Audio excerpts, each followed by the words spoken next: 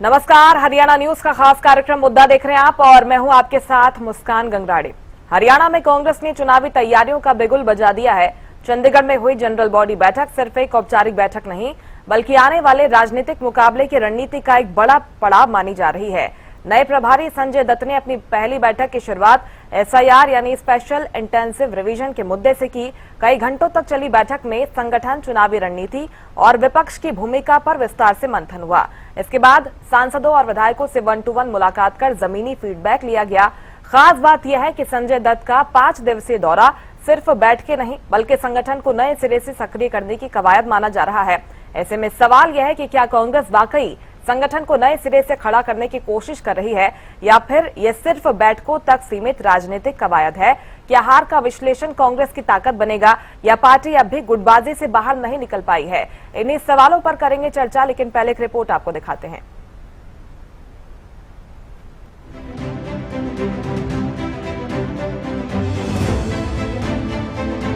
अब बदलेगी हरियाणा कांग्रेस, संजय दत्त का मेगा एक्शन प्लान, संगठन से चुनाव तक महामंथन, हारे चेहरों से होगा सीधा सवाल। मिशन 2029 की शुरुआत। चंडीगढ़ स्थित हरियाणा कांग्रेस मुख्यालय में हुई अहम बैठक की अध्यक्षता प्रदेश मामलों के प्रभारी संजय दत्त ने की। बैठक में पूर्व मुख्यमंत्री और नेता विपक्ष भूपेंद्र सिंह हुड्डा, प्रदेश कांग्रेस अध्यक्ष राव नरेंद्र सिंह समेत सांसद, विधायक और वरिष्ठ नेता मौजूद रहे। बैठक की शुरुआत एसआईआर यानी मतदाता सूची के विशेष गहन पुनरीक्षण के मुद्दे से हुई। कांग्रेस ने इस प्रक्रिया पर विस्तार से चर्चा की और इसे लेकर अपनी आगे की रणनीति तैयार की। नेताओं ने दावा किया कि पार्टी इस मुद्दे को जनता के बीच मजबूती से उठाएगी। इसके बाद संजय दत्त ने सांसदों और विधायकों से व्यक्तिगत मुलाकात कर संगठन की स्थिति, विधानसभा क्षेत्रों की राजनीतिक परिस्थितियों और कार्यकर्ताओं के फीडबैक पर विस्तार से चर्चा की। पार्टी के सामने संगठन को बूथ स्तर तक मजबूत करने और कार्यकर्ताओं को फिर से सक्रिय करने पर भी जोर दिया गया। देखिए, आज की बैठक में हमारे नवनियुक्त प्रभारी श्री संजय दत्त जी पहली बार हरियाणा में प्रदेश कांग्रेस कार्यालय में पहुंचे। हरियाणा के सभी शीर्ष नेताओं ने उनके आने के ऊपर कार्यक्रम जो था, हमारा जनरल बॉडी की जो बैठक थी, इसमें उनका स्वागत किया, अभिनंदन किया। हाईकमान का, पार्टी का शीर्ष नेतृत्व का धन्यवाद किया कि अच्छे अनुभवी और सुलझे हुए व्यक्ति को, जिनको संगठन का लंबा अनुभव है, हरियाणा की बागडोर सौंपी है और उन्होंने अपने आने वाले समय के लिए टिप्स भी दिए कि किस प्रकार से काम करना है, किस प्रकार से एकता, अनुशासन, संगठन के ऊपर ध्यान देना है। मैं समझता हूँ इससे कांग्रेस पार्टी को एक नया बल मिलेगा। पहले भी कि कांग्रेस में कोई गुटबाजी नहीं है, विचार अलग हो सकता है, भाई भाई के विचार होते हैं, लेकिन किसी का मन भेद नहीं है और पूरी तरह सब एक है। सबका एक ही लक्ष्य है कि हरियाणा के लोग जो चाहते हैं हरियाणा में कांग्रेस का राज बनाना, उसमें पूरा सहयोग करे, पूरी मदद करे, सब मिलकर पार्टी को मजबूत बनाए। ये सबका लक्ष्य है और इसी लक्ष्य को लेकर आगे सब चल रहे हैं। यदि देखा जाए तो असली राजनीतिक संदेश अब अगले 4 दिनों के कार्यक्रम से निकलने वाला है। 9 जुलाई को सभी जिला कांग्रेस अध्यक्षों के साथ संगठनात्मक समीक्षा होगी, जहां जिलेवार रिपोर्ट के आधार पर भविष्य की रणनीति तैयार की जाएगी। क्या रहेगी कांग्रेस की अगली रणनीति? 10 जुलाई को संगठनात्मक समीक्षा होगी, 11 जुलाई को ओपन हाउस की मीटिंग होगी, 12 जुलाई को हार पर कांग्रेस करेगी मंथन, संगठन मजबूत करने के लिए भी होगा मंथन। कुल मिलाकर देखा जाए तो साफ है कि हरियाणा कांग्रेस अब केवल विपक्ष की भूमिका निभाने तक सीमित नहीं रहना चाहती। संगठन को मजबूत करने, चुनावी हार का विश्लेषण करने, युवाओं और कार्यकर्ताओं को जोड़ने और एसआईआर जैसे मुद्दों पर आक्रामक रणनीति बनाने की तैयारी शुरू हो चुकी है। सवाल यही है कि क्या संजय दत्त का ये 5 दिवसीय मंथन कांग्रेस को नई राजनीतिक ऊर्जा देगा या फिर ये कवायद भी सिर्फ बैठकों तक सिमट कर रह जाएगी? Bureau report, Haryana news. चलिए, इसी पर चर्चा की शुरुआत करेंगे। कुछ खास मेहमान हमारे साथ जुड़ रहे हैं, परिचय आपका करवा देती हूँ। कांग्रेस प्रवक्ता हरपाल कलमपुरा जी जुड़ गए हैं। हरपाल जी, बहुत स्वागत है आपका हरियाणा न्यूज पर। एनएलओ प्रवक्ता ओमकार सिंह जी हमारे साथ जुड़ गए हैं। ओमकार जी, आपका भी बहुत स्वागत करती हूँ। कुछ मेहमान आगे जुड़ेंगे, लेकिन शुरुआत हरपाल जी आपके साथ कर रही हूँ, क्योंकि महत्वपूर्ण मीटिंग और मीटिंग्स का दौर हम देख रहे हैं कि कांग्रेस में आगे जारी रहने वाला है, क्योंकि एक नई ऊर्जा लेकर आए हैं नए प्रभारी हरियाणा कांग्रेस में। क्या राजनीतिक संदेश दे रही है कांग्रेस? मुस्कान जी, सबसे पहले आपको, आपके दर्शकों को और मेरे जो मित्र साथी प्रवक्ता हैं उनको मेरा नमस्कार। नमस्कार सर। देखिए, आज जो है पार्टी मुख्यालय पर मीटिंग रखी गई जो हमारे नवनियुक्त प्रदेश प्रभारी श्री संजय दत्त जी है, उनकी अगुवाई की मीटिंग हुई कार्यालय के अंदर जी। उसमें सभी जितने मतलब पदाधिकारी हैं उन्होंने भाग लिया और जो कांग्रेस के जितने बड़े नेता हैं सब एक मंच पर इकट्ठे थे, सभी प्रदेश प्रभारी के साथ थे, प्रदेश अध्यक्ष यहाँ थे। और जो मीटिंग का मुख्य एजेंडा, मीटिंग हमारी 8 जुलाई से आज शुरू हुई और 12 जुलाई तक हमेशा वहाँ हर रोज हर एजेंडे पर कुछ न कुछ बात होगी। आज जो मेन मुख्य एजेंडा था, एक तो संगठन को मजबूत स्तर पर लेकर जाना, बूथ स्तर तक संगठन को मजबूत करना और अपने संगठन को इतना मजबूत करना कि हमारा हर बूथ तक पूरी की पूरी कमेटी बने और पूरा संगठन तैयार हो, प्रदेश का संगठन तैयार हो, हमारा ब्लॉक का संगठन तैयार हो चुका है और उसके बाद हमारा जो है मंडल स्तर पर भी संगठन बनाए जाने की मतलब संभावना है। और आज सभी बात रखी गई कि कांग्रेस जो है वो जनहित के मुद्दों पर पूरे प्रभाव से जो है हरियाणा के अंदर नजर आए। आज हरियाणा की जनता जो है वो बीजेपी के खिलाफ है। आज लोग इंतजार कर रहे हैं और विपक्ष बिल्कुल हम विपक्ष की भूमिका पूरी अच्छी तरह से निभा रहे हैं। आपने देखा होगा आज समस्याओं के अंबार लगे हुए हैं। आज आपने जल जो है जिस तरह से जल भराव देखा, किस तरह से सरकार फेल हुई, किस तरह से शहरों के अंदर कई कई घंटे जाम लगा रहा। आज बेरोजगारी का मुद्दा है, आज भ्रष्टाचार का मुद्दा है, आज जो है डकैती, फिरौती, रंगदारी, बलात्कार, लूटपाट, हर तरह के जितने मुद्दे हैं वो सरकार के खिलाफ इतने मुद्दे हैं कि कांग्रेस पार्टी जो है वहाँ फील्ड में जाएगी। आज जो है प्रभारी ने आकर यही बात की कि हम जनता के साथ जाएं, जनहित के हर मुद्दे के साथ जनता के साथ जुड़े और जो भारतीय जनता पार्टी की ये निकम्मी सरकार है जिसके कानों तक जूनी रहेगी, जनता को साथ ले जाकर हम हर मुद्दे के ऊपर बातचीत करेंगे और इनका जो है मतलब हर कदम के ऊपर हम जनता का साथ देंगे। ठीक है सर, लौटूंगी आपके पास। ओमकार जी, आप कैसे देख रहे हैं, क्योंकि संगठन की मजबूती की बात कांग्रेस की तरफ से कही जा रही है, ये भी कह रहे हैं कि पार्टी काफी एकजुट है, इसकी तस्वीर आपने देख ली होगी। उम्मीद लग रही है आपकी अब कांग्रेस पार्टी मजबूती की ओर आगे बढ़ रही है? अच्छी बात है। मजबूत लोकतंत्र का आधार मजबूत विपक्ष होता है, क्योंकि अगर सत्ता पक्ष के साथ मजबूत विपक्ष ना हो तो सत्ता पक्ष निरंकुश और तानाशाह हो जाता है। लेकिन अफसोस की बात है, जनता ने कांग्रेस को 37 विधायक दिए, हमारे पास मात्र 2 हैं। 37 विधायक वाली कांग्रेस पार्टी जब राज्यसभा का चुनाव आता है तो 28 रह जाती है, और अब 2028 में जब राज्यसभा का चुनाव आएगा तो हमें नहीं लगता 28 भी रह पाएंगे। लेकिन हम भी चाहते हैं कांग्रेस मजबूत हो। मैं अपने भाई कलामपुरा जी की बात सुन रहा था, इन्होंने कहा कि हम जनता की समस्या को उठाएंगे, जनता के साथ खड़े होंगे। ये हमारे तो मात्र 2 विधायक हैं, हमने तो कभी ऐसा नहीं सोचा। हम तो पहले दिन से खड़े हैं, आप पहले दिन से नदारद हो।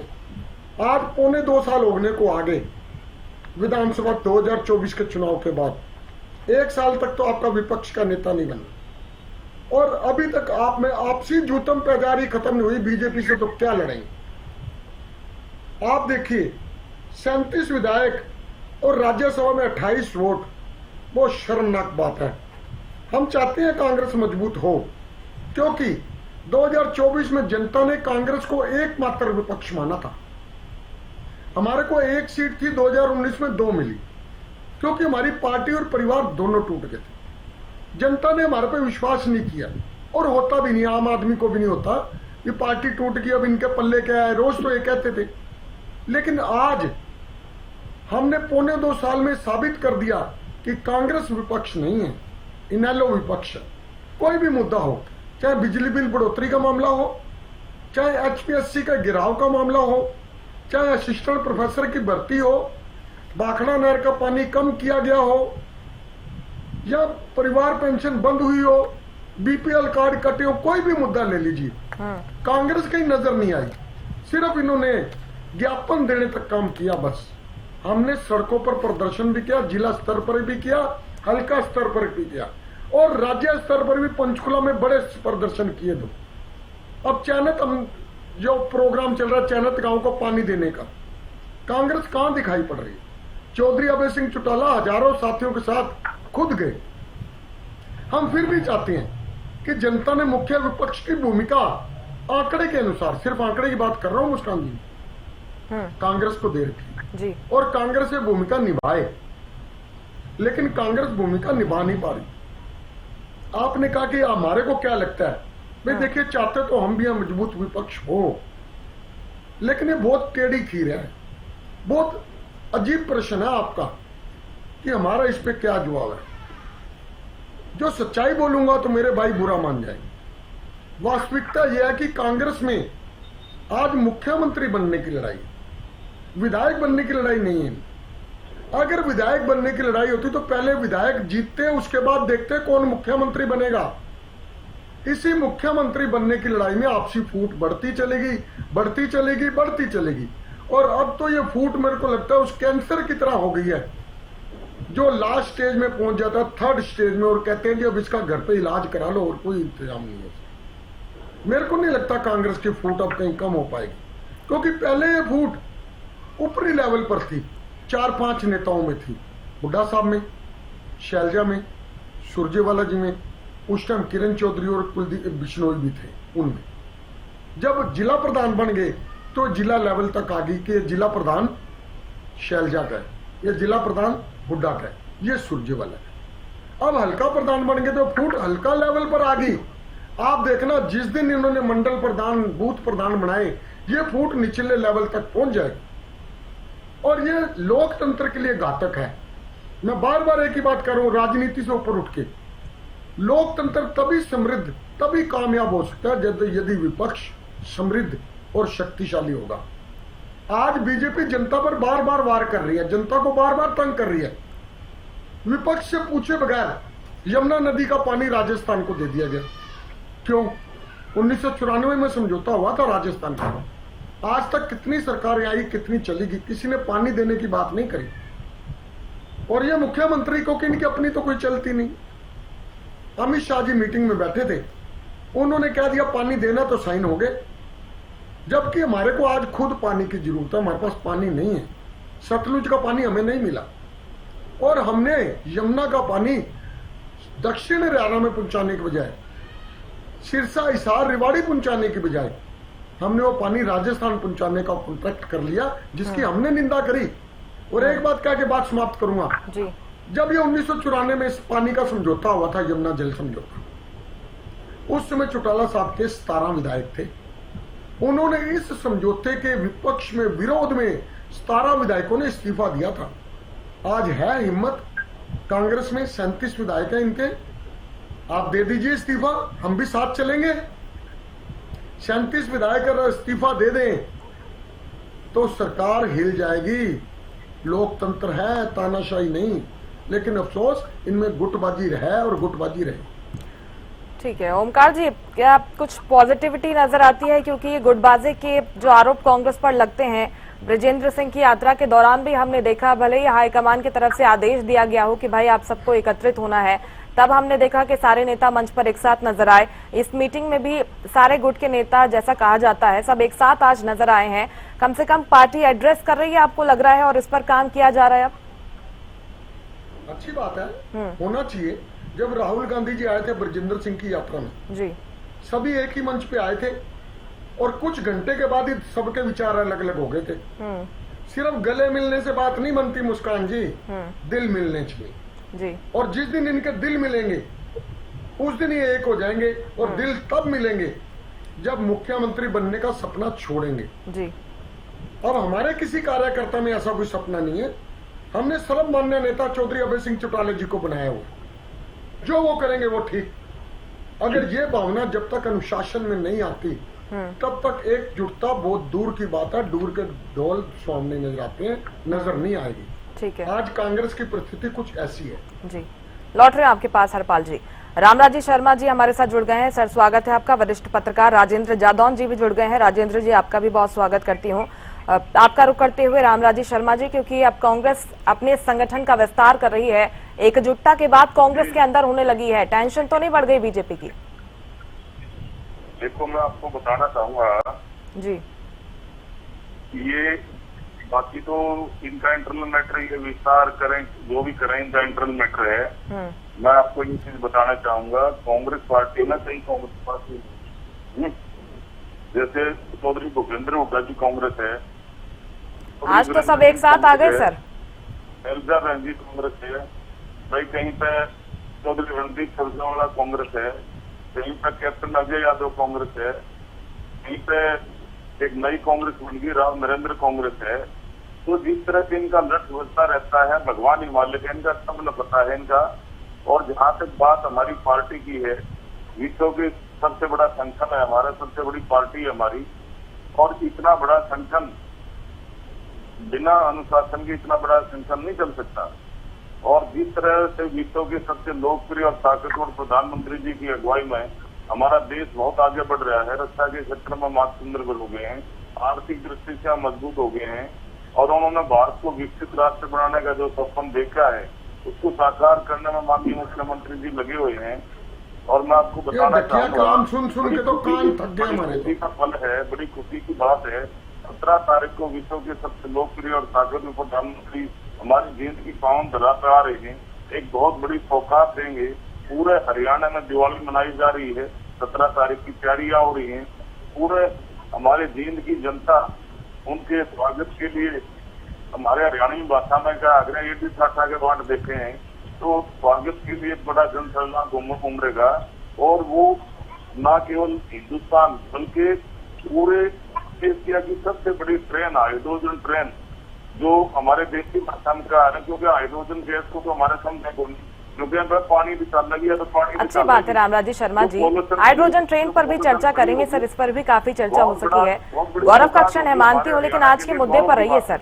आज के मुद्दे पर कुछ कहना है, कांग्रेस का संगठन मजबूत हो रहा है, नए प्रभारी आ गए हैं, चुनौती मानते हैं क्या आप? इनको बोलो राम मंदिर में भी चर्चा कर लें। आ रही हूँ सर, आ रही हूँ आपके पास। हमारे लिए कोई चुनौती नहीं है, ठीक है, क्योंकि ऐसा है, हमने तो भगवान रूपी जनता का आशीर्वाद है हमारे साथ में। भगवान रूपी जनता का आशीर्वाद से लगातार तीसरी बार केंद्र में हमारी सरकार बनी, भगवान रूपी जनता का आशीर्वाद से लगातार तीसरी बार प्रदेश में हमारी सरकार बनी, छोटी सरकार हमारी बनी, और वहाँ पे विश्व के सबसे लोकप्रिय और ताकतवर प्रधानमंत्री आदरणीय नरेंद्र मोदी जी तीसरी बार प्रधानमंत्री बने। ये भगवान रूपी जनता का आशीर्वाद से संभव हो पाया। चाणक्य के रूप से विख्यात लोक रूप के नाम से जाने जाने वाले और हमारे सरदार पटेल जी के बाद में सबसे मजबूत गृह मंत्री के रूप में जाने जाने वाले आदरणीय अमित शाह मुस्कान जी, मुद्दे पे ले आओ इनको, मुद्दे पे। ठीक है सर। ये रोज बातें सुन के कान में थक गए हैं। हरियाणा है ये, नशा मुक्त हरियाणा, भ्रष्टाचार मुक्त हरियाणा, अपराध मुक्त हरियाणा।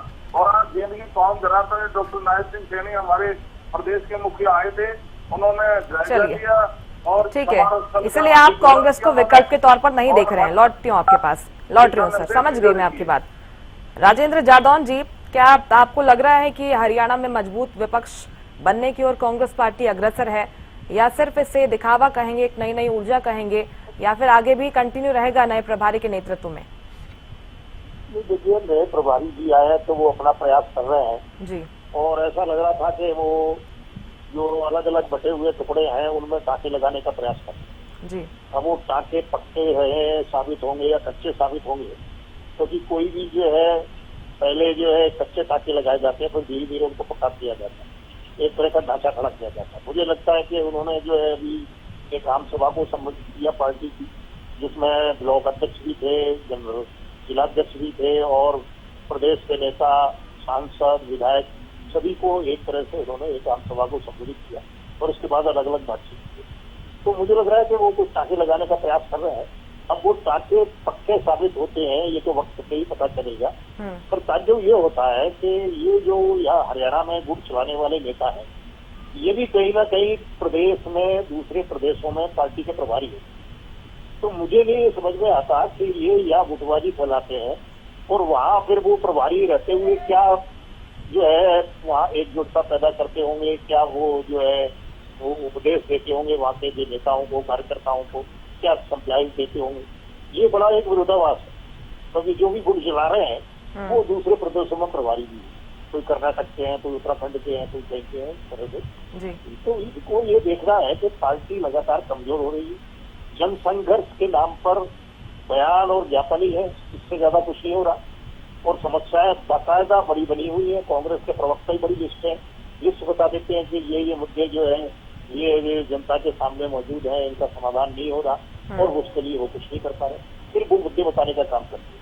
कांग्रेस को अब ये है कि हम ये समझ सकते हैं कि अब आज से ही नई शुरुआत हो, कांग्रेस के लिए एक नया प्रभात हो कि कांग्रेस जो है अपने आप को एकजुट करे और एक ताकत के रूप में स्थापित करके लोगों के लिए काम करे और आगे आने वाले चुनावों में वो सफलताएं हासिल करे। तो अब ये पहले विधानसभा चुनाव में स्थिति ये रह गई कि वो बहुमत नहीं हासिल कर पाए, साधारण मेजोरिटी नहीं मिल पाई। जो लोकसभा में 5 सीटें मिली थी, कहा 10 का दावा कर रहे थे और जो 10 का दावा उनका नहीं स्वीकार कर रहे थे उनको किसी पार्टी का प्रवक्ता बता रहे थे। तो ये सब दावे जो है कांग्रेस के नेताओं के प्रवक्ताओं के, उनको बिल्कुल सच साबित करने के लिए, धरातल पर लाने के लिए पहली शर्त तो ये है कि एकजुट होना चाहिए पार्टी। और आज जो है जिस तरह की कवायद जो है नए प्रभारी जी ने की है, तो उससे कुछ उम्मीद की जा सकती है कि पार्टी एकजुटता की ओर कदम बढ़ाएगी और आने वाले समय में अपनी ताकत का प्रदर्शन करेगी।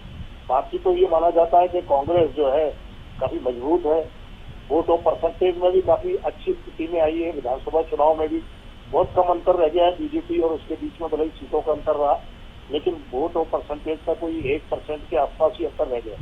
तो ऐसी स्थिति में कांग्रेस को जो है एकजुट होकर और अपनी ताकत बढ़ाकर फिर आगे जो है दूसरी चुनावी सफलताओं की तरफ कदम बढ़ाना चाहिए।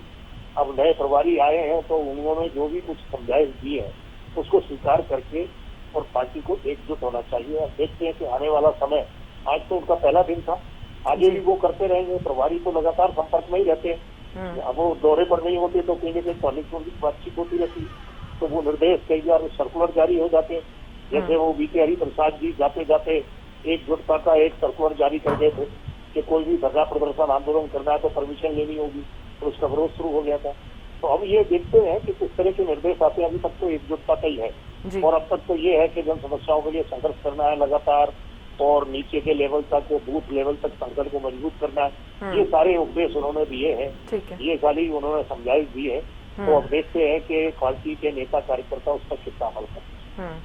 हरपाल जी, प्रभारी बदलना कोई बड़ी बात नहीं है, इसके पहले भी प्रभारी थे, अब दूसरे प्रभारी बन गए हैं, कुछ नयापन लेकर आए हैं क्या? पुराने ढर्रे पर पार्टी चलेगी या फिर कोई नई रणनीति के साथ पार्टी आगे बढ़ने वाली है?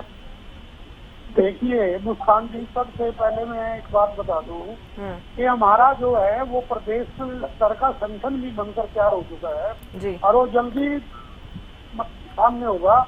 हम जिला स्तर तक भी अपना संगठन बना चुके हैं, हम ब्लॉक स्तर तक भी अपना संगठन बना चुके हैं। पहले ये जो पार्टी थी ये कहती थी, नेम्रो भी कहती थी और भाजपा भी कहती थी कि कांग्रेस का संगठन नहीं है। कांग्रेस संगठन बना चुकी है और आज प्रत्यक्ष को प्रमाण की आवश्यकता नहीं, आज सारे के सारे नेता एक मंच पर नजर आए।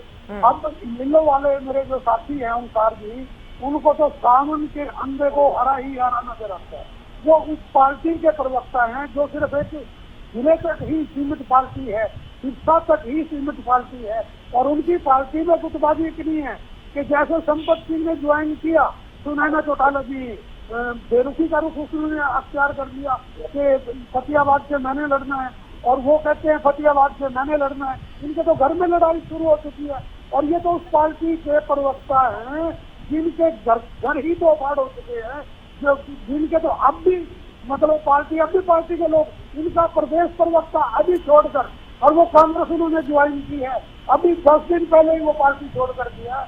ये पार्टी नहीं, ये तो एक सिर्फ कुंडल का या कुछ चंद लोगों का गिरोह है। इसको आप अपने आप को पार्टी ना कहें और ये भी विपक्ष की भूमिका में ये ना कहें कि विपक्ष की भूमिका में हम आएंगे। जनता ने हमें विपक्ष का मौका दिया है, हम एक अच्छे नागरिक होने के नाते, एक अच्छी पार्टी होने के नाते विपक्ष की भूमिका जोरदार तरीके से निभा रहे हैं और निभाते रहेंगे। जनहित के हर मुद्दे को सड़क पे, विधानसभा में, हर जगह उठाएंगे और सरकार के नाक में दम करके रखेंगे। ओमकार जी, इनेलो में गुटबाजी कह रहे हैं इसके साथ ही, क्योंकि आप तो हमेशा कहते हैं कि कांग्रेस विकल्प नहीं है, इनेलो एक विकल्प है बीजेपी का। वो कह रहे हैं चंद लोगों का गुट मात्र है, गिरोह मात्र है इनेलो। मुस्कान जी, बात सबूतों के साथ होनी चाहिए। हाँ। हवा में बात नहीं होनी चाहिए, वो हवा हवाई हो जाती है। इन्होंने कहा कि सुनैना मैं चौटाला हवा और में भी संपत एक सिंह जी जिले की से आपस बाहर में कोई है। विधायक नहीं है आपका। चलिए सिरसा जिले से चलिए, बाहर कोई एक बात नहीं, मैं विधायक। आपके बीच में तो नहीं बोला, मैं आपके बीच में तो नहीं बोला। अब मेरी भी सुन लीजिए, मैंने आपकी सुन ली। सबूतों के बगैर कोई भी बात हवा हवाई हो जाती है, और कांग्रेस की यही तो गंदी आदत है। जनता ने भरपूर मौका दिया 2024 में, 70+ सीटों का दावा था, और आती भी क्यों नहीं आई? क्योंकि गुटबाजी, टिकटों का गलत बंटवारा, एक एक सीट पे 4-4, 5-5 कैंडिडेट, एक दूसरे की टांग खिंचाई, सारे मुख्यमंत्री बनना चाहती हैं। आप हमारे बारे में बात कर रहे हो, मैं मानता हूं हमारी आज एक जिले में अप्रोच है, कोई बात नहीं।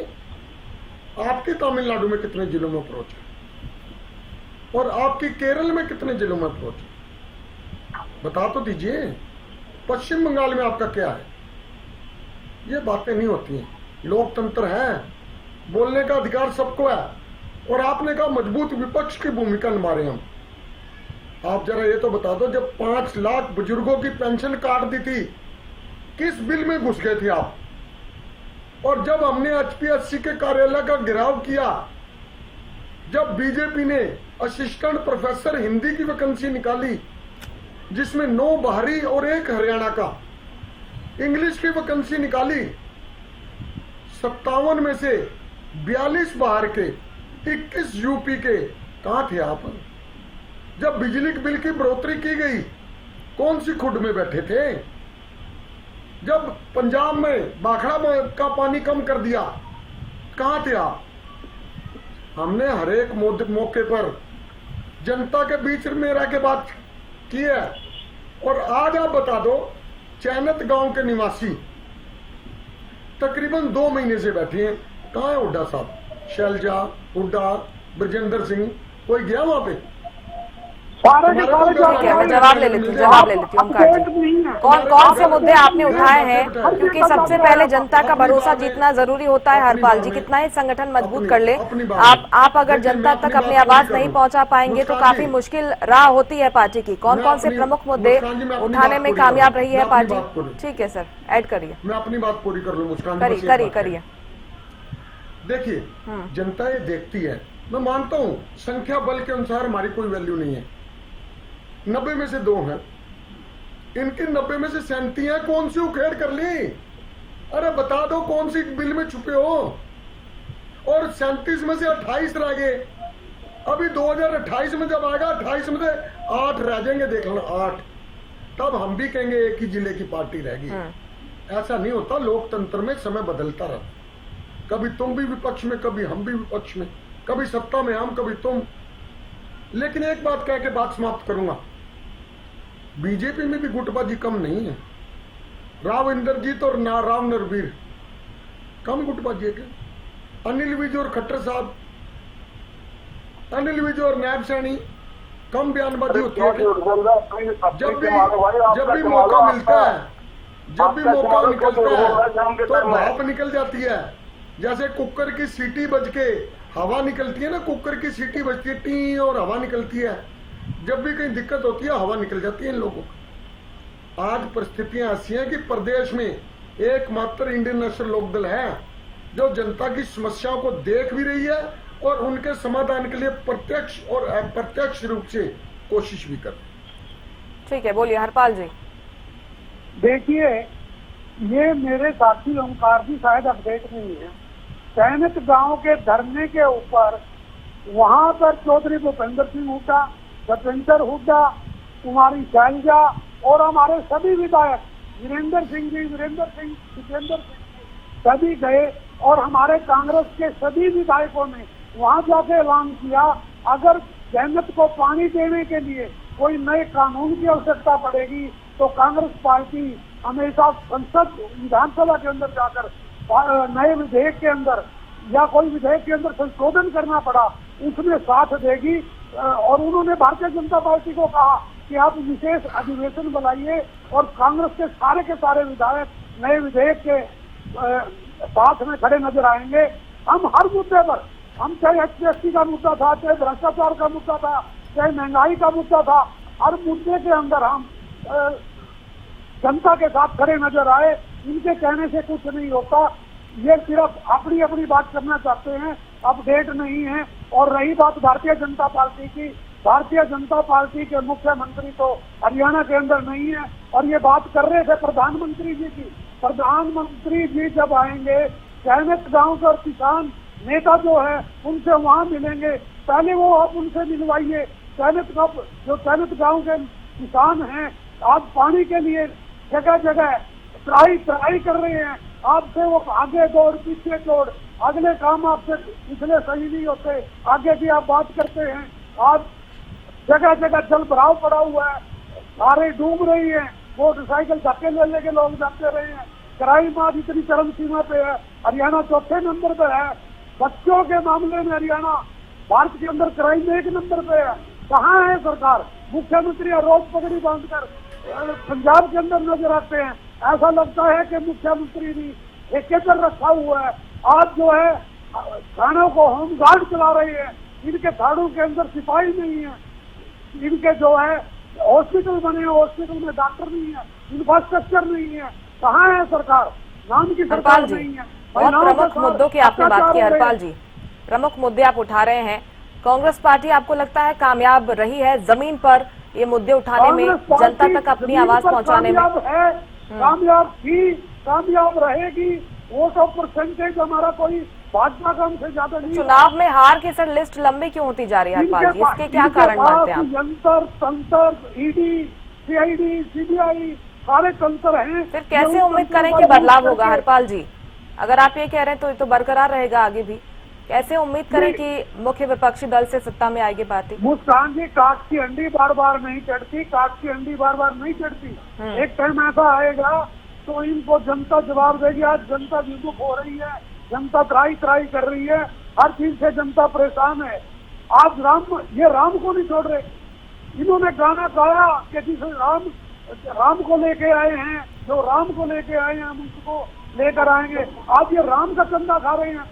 आज ये राम की इतना ज्यादा मतलब आज हिंदुत्व के ऊपर सरकार लेके आए हैं। आज हिंदुत्व की ठेस पहुंचाई है इन्होंने। आज ये अपने देवताओं को भी छोड़ रहे हैं, अपनी यात्राओं में हनुमान जी को बनाकर हिंदुओं का अपमान कर रहे हैं। ये किसी वर्ग को नहीं छोड़ रहे। रामराजी शर्मा जी, दो तरह के आरोप लगे हैं बीजेपी पर। एक तो कि बीजेपी में भी गुटबाजी है, उस पर तो पार्टी बात नहीं करती, पहले उस पर काम कर लीजिए आप, उसके बाद हम पर आरोप लगाइए। इसके साथ जो तमाम आरोप इनेलो की तरफ से, कांग्रेस की तरफ से लगाए गए हैं, जवाब दीजिएगा सर। देखो, इनेलो में तो आपने पता ही था, इनकी जो प्राइवेट लिमिटेड कंपनी है, जो बोलेगा वो पिटेगा तो बाहर जाएगा। और किसी के बारे में तो क्या बोलूं, सब में पता है।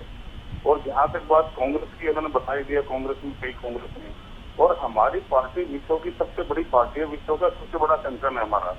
बगैर अनुशासन के इतना बड़ा संगठन कैसे चल सकता है बताइए।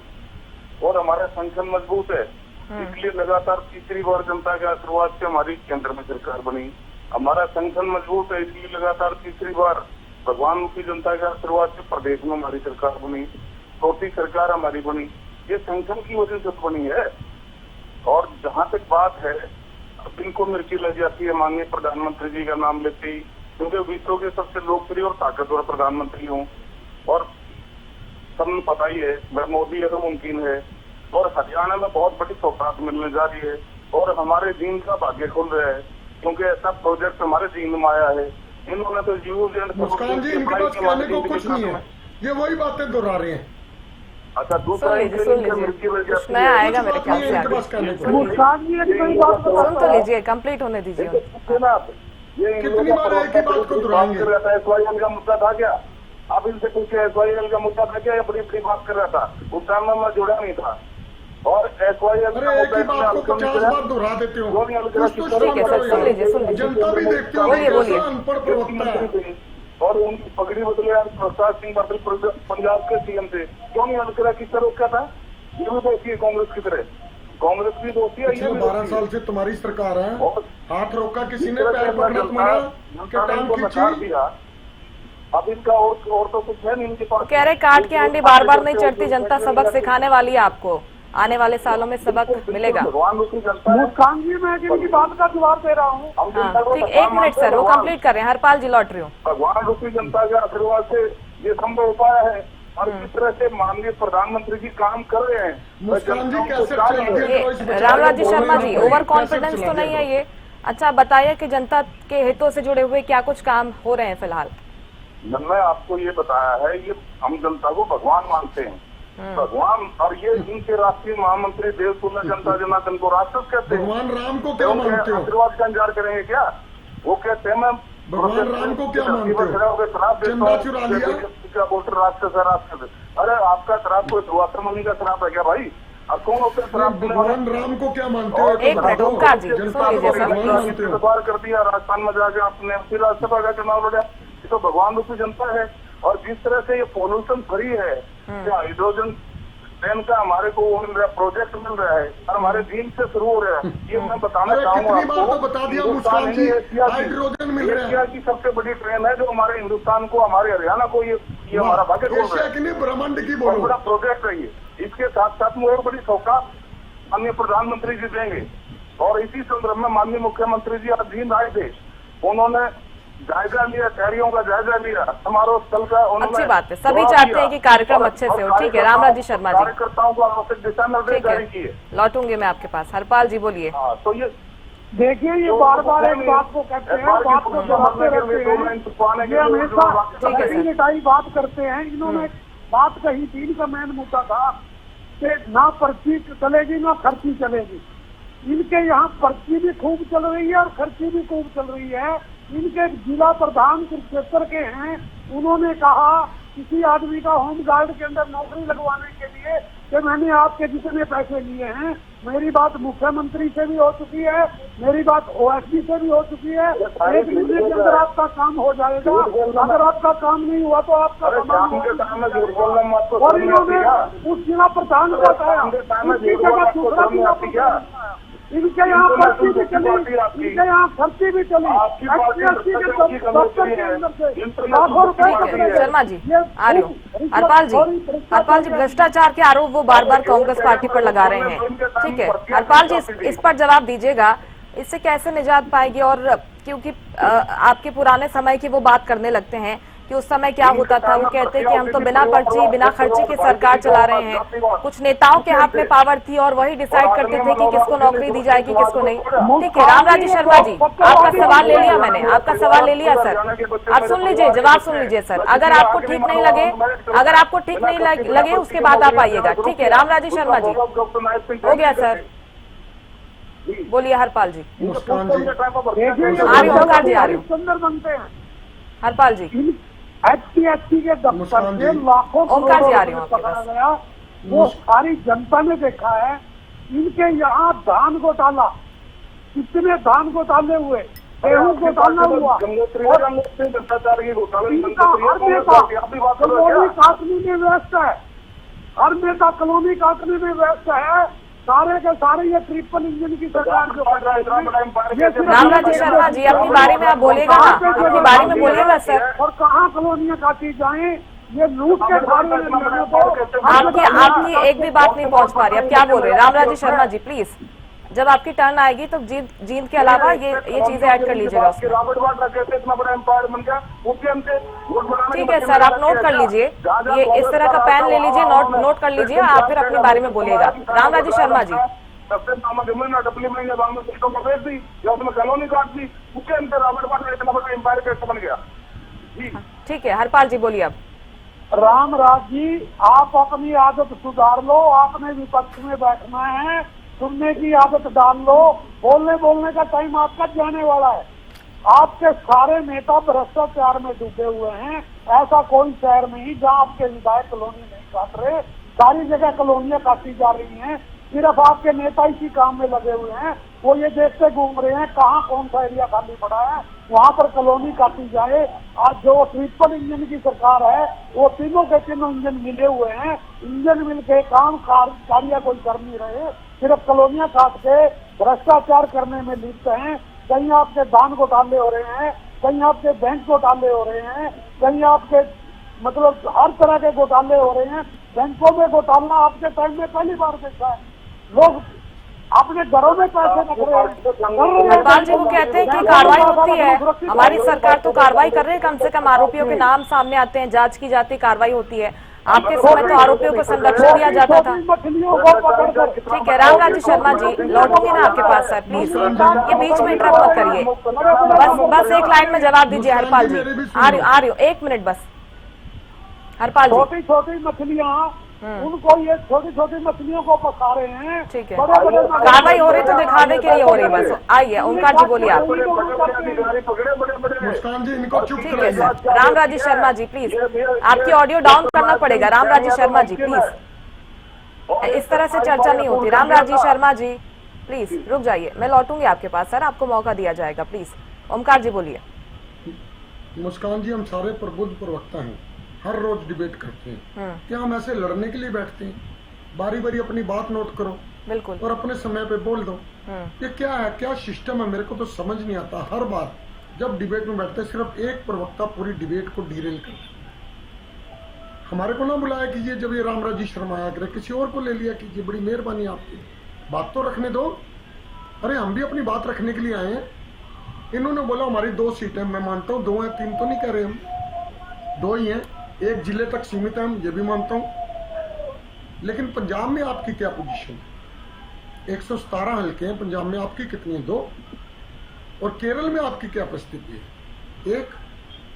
अरे ये वक्त की बात है, जब से हरियाणा बना, जब से बीजेपी पार्टी पैदा हुई, तब से लेके 2014 तक आपकी कितनी सीट थी? 2, 3, 4, 6 तब आती थी जब हमारा साथ समझौता था। ये वक्त है, बदल जाता होता है, इतनी अहंकार की जरूरत नहीं। आप जनता की समस्याओं का ध्यान दीजिए। बीपीएल परिवार 52,80,000 पे 2024 में जब इन्होंने वोट ली, बाद में परिवार कम करके 45 लाख के करीब आ गए। अब आज की खबर है कि ये तेल भी बंद करने वाले हैं। बीपीएल परिवारों को जो तेल का 1 लीटर दिया जाता है वो भी ये बंद करने वाले हैं। बहुत अफसोस की बात है, वोट आपने ले ली, आप यूज एंड थ्रू ना कीजिए जनता का। बीपीएल परिवारों का सम्मान कीजिए। आज बीपीएल परिवार में किसी के नाम पे कोई प्रॉपर्टी चढ़ी है, साइकिल है नहीं किसी के पास, उसके नाम पे 4 व्हीलर चढ़ा हुआ है, किसी को मृत दिखा रखा है। ऐसे मेरे पास केस हैं, जो बेचारी एक विधवा लेडी, वो जिंदा है, उसको कागजों में मृत दिखा दो, उसको कह रहे बता तो कैसे जिंदा, मृत है तो। और HKR ने एक नई बीमारी हरियाणा में ला के रख दी। पिछले 12 साल में आप ये तो बता दो, आपकी सरकार है, आप कहते हो हमने 2 लाख नौकरियां दी, मैं मान गया 2 लाख दी। आप ये बता दो कितने लोग रिटायर हुए? HKR क्या बीमारी है? और HKR में भर्ती कैसे होती है? एक युवा जो MBA, MTech, PhD किया हुआ, वो मात्र 15,000, 18,000 पे नौकरी ले रहा है। शर्म आनी चाहिए यार। तुम्हारे घर में कोई युवा नहीं है? तुम्हारे घर पे कोई नौकरी वाले नहीं जो बेरोजगार हो? ये पता तभी लगता है जब अपने घर में आता है। हमने बहुत से गरीब बच्चे पढ़ाए हैं, MBA करवाई उनको। आज MBA किए हुए बच्चे, लड़कियां हमारी 15 से 16,000 रुपये तनख्वाह ले रही है। सोचिए क्या परिस्थितियां होगी आज देश में। प्रदेश को डुबो के रख दिया तुमने। 67,000 करोड़ का कर्ज था, जब इनेलो सरकार की 2,000 करोड़ सरप्लस था, और 2014 में जब आपने संभाला 67,000 करोड़ था, आज 4.5 लाख करोड़ है। ये तो बता दो हरियाणा में कौन सा एक नया उद्योग? एक। फिर मुख्यमंत्री मनोहर लाल जी गए, जापान गए, कनाडा गए, चीन गए, ऑस्ट्रेलिया गए, और भी कहीं गए। इन्होंने 6.5 लाख करोड़ के निवेश लाने की बात की। अभी पीछे नायब सैनी जी गए जापान में, इन्होंने भी कहा 5 लाख करोड़ का निवेश आएगा। आप पूरे हरियाणा में सिर्फ ये बता दो किस जगह पे, कौन से जिले में, कौन से हल्के में सिर्फ $1 विदेशी निवेश आया। $1। मैं ज्यादा नहीं, मैं 11.5 लाख करोड़ नहीं कर रहा हूं। आज आप जनता को कब तक धोखा दो? ठीक, आपने उसको नहीं छोड़ा जिसके नाम पे वोट ली। भगवान श्री राम के अनन्य भगत हनुमान जी को झंडा लेके नितिन नवीन ने अपनी गाड़ी के आगे नचा दिया। सोचिए, चंदा चोरी की पार्टी बन चुकी है। आपको नजर नहीं आ रहा, समय आने दो, आपको पता लगेगा कि जनता ने जितना प्यार दिया था तुम्हारे को, बिल्कुल अथाह प्यार दिया था। आप ये कहते हो हम विश्व की बहुत बड़ी पार्टी है, अभी मान लेते हैं तुम हो, हम तो क्षेत्र की पार्टी है, लेकिन आपने क्या उस जनता के प्यार का वापिस उसको सिला दिया? ठीक है सर। नहीं दिया। जवाब ले आपने लेते हैं। जनता को लूटा, भरपूर लूटा। इथेनॉल 20% मिला रहे हो पेट्रोल में। पेट्रोल की अंतर्राष्ट्रीय बाजार में कीमतें $125 प्रति बैरल तक हो गई थी जब युद्ध चल रहा था। आज $70 से नीचे आ गई। आपने पेट्रोल और डीजल के 10 रुपए बढ़ाए थे, कम क्यों नहीं कर रहे? और उसमें भी इथेनॉल मिला के दे रहे हो, गन्ने का जूस। ठीक है ओमकार जी, विषयांतर हो रहा है गन्ने सर। के जूस से गाड़ी चला रहे हो। Conclude आने वाले कीजिए। समय में जनता आपको टिकाने लगाएगी। ठीक है रामराज जी शर्मा जी, आपका काउंटर।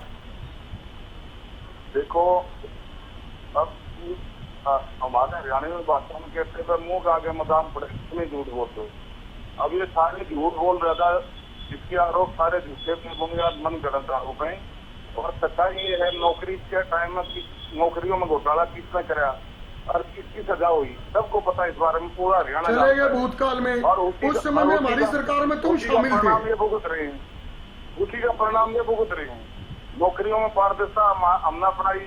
उस पहले कैसे भर्तियां होती थी, परिवारवाद, क्षेत्रवाद, भाई बंधुवाद, जातिवाद। आदमी मनोहर जी उस टाइम में सीएम थे, उन्होंने कहा पूरा हरियाणा मेरा परिवार है, पूरा हरियाणा के बच्चे मेरे परिवार के बच्चे, मैं किसी का आंख नहीं मारूंगा। मुस्कान जी जब प्रश्न पूछे उनसे पूछ लो क्या कहते हैं, अनपढ़ लोग हैं ये। सुन तो लीजिए। जिसके 3-3 पुस्तकें की खाली चली, मुझे पता क्यों नहीं लगा था। आज किसान का बेटा, मजदूर का बेटा, गरीब का बेटा बिना प्रति के मेरिट के आधार पर क्लास 1 पर लग रहा है। यह हमारी सरकार लगा रही है, डॉक्टर नाथ सिंह सैनी की सरकार लगा रही है। और इसकी शुरुआत आदरणीय मनोहर जी ने किया था। और जो ये बात कह रहा है, अब इनके टाइम में क्या क्या होता था, इनके टाइम में लैंड ऑर्डर कैसा था, इनके टाइम में कितने कांड हुए, सबको पता है। हरपाल जी, ये कहने की जरूरत है, पूरा हरियाणा जानता है, इसलिए इनको नकार दिया। ठीक है सर, सुन लीजिए। अब जवाब दे रहे हैं, वो जवाब दे रहे हैं। आरोप लगाया आपने, जवाब सुन लीजिए। हरपाल जी, कांग्रेस का पता ही है। ठीक है सर, समय कम है सर, इसलिए रोक रहे हैं आपको। बोलिए हरपाल जी। और ये कांग्रेस आज बेरोजगारी का ये आलम है कि इनके ठीक है। लड़कियों के ठीक है सर। मंगलसूत्र तक उतार रहे हैं। रामराज जी शर्मा जी, सुन लीजिए अब। बोलिए हरपाल जी। मंगलसूत्र और चूड़ियां तक उतार रहे हैं और फिर भी पेपर लीक हो रहे हैं। ऐसी कोई सी भर्ती नहीं जिसमें पेपर लीक नहीं होते। कितने युवाओं को इनके पेपर लीक में पुलिस का पकड़ा बना दिया। कितने लड़के और लड़कियां आत्महत्या कर चुके हैं। कहाँ से बेरोजगारी आज इतना अलग है। भारत के सारे जंतर मंतर पर देखेंगे, आज जगह जगह धरना है। महिलाएं धरने पर हैं, किसान धरने पर हैं, युवा धरने पर हैं। कौन सा वर्ग ऐसा है जो धरने पर नहीं है? कहाँ नौकरी दे रहे हैं आप? आज हर चीज ठेके पर है। ठेके पर हत्यारन के अंदर कोई परमानेंट नौकरी कौन सी आपकी? और हमें बताइए आप परमानेंट रहेंगे, जनता हमारे का आशीर्वाद देती रहेगी। आने वाले 30-40 साल तक हमारी सरकार ऐसे ही चलती इन तमाम मुद्दों को सर चुनावी मुद्दे में तब्दील करने में क्या पार्टी आगे बढ़ने वाली है हरपाल जी, और राजनीतिक फायदा होगा इससे कांग्रेस पार्टी को? हम जनता के अंदर जाएंगे, जनता के अंदर जा रहे हैं और जनता को हर मुद्दे की बात बता रहे हैं। हमारे सारे नेता जनता के अंदर जा रहे हैं और जो भी बेअदबी भारतीय जनता पार्टी की है वो सारी जनता के साथ साझा करेंगे। और एक टाइम ऐसा आएगा कि जैसे पहले इनको जनता ने अपने बूथों पर जाने से रोका था और इनका जुलूस निकाला था, वो समय जल्दी आने वाला है। लोग इनको घरों में, गाँव में, गलियों में घुसने नहीं देंगे क्योंकि पाप का घड़ा भर चुका है, ये जल्दी फूटने वाला है। चलिए ठीक है, ये तो आने वाला वक्त ही बताएगा कि किस तरह से तस्वीर हरियाणा की आगे बदलेगी। फिलहाल आप सभी का बहुत शुक्रिया हरियाणा न्यूज पर जुड़ने के लिए, हमसे बातचीत करने के लिए। मुद्दा में फिलहाल इतना ही। आप देखते रहिए हरियाणा न्यूज। नमस्कार।